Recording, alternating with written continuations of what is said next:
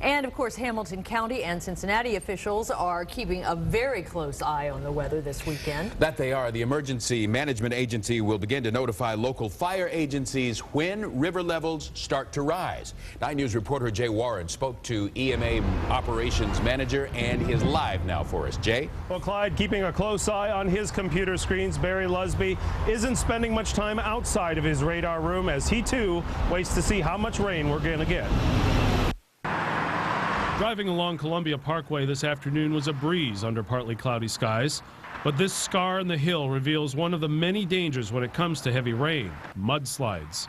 Hamilton County's Emergency Management Agency Operations Director Barry Lusby has been spending a lot of time in his radar room. Isaac's a very unusual storm in that number one, it's probably one of the slowest moving tropical systems we've ever seen. Which means Lusby is, like all of us, waiting to see what it's going to do. Because it's so slow moving, it's dropping a lot of rain in very specific areas, which creates a lot of problems for us because it's very hard to say where the flooding is going to occur and where it isn't. An area that routinely floods is around Riverview East Academy and Columbia-Tusculum.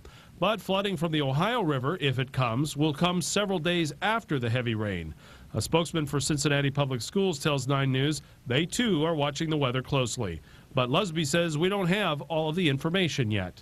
Knowing where we are relative to the eye of the storm is the big question right now. The other question mark is the rate of rainfall. That's always the question. If we get a large amount of rain in a very short period of time, then you see flash flooding. And the possibility of mudslides once again along Columbia Parkway. Now an early warning for drivers. If you see some standing water in those flood-prone areas, don't try to drive through it. Firefighters always seem to rescue people whose last words were, "I thought I could make it." Live in Mount Adams, Jay Warren, 9 News.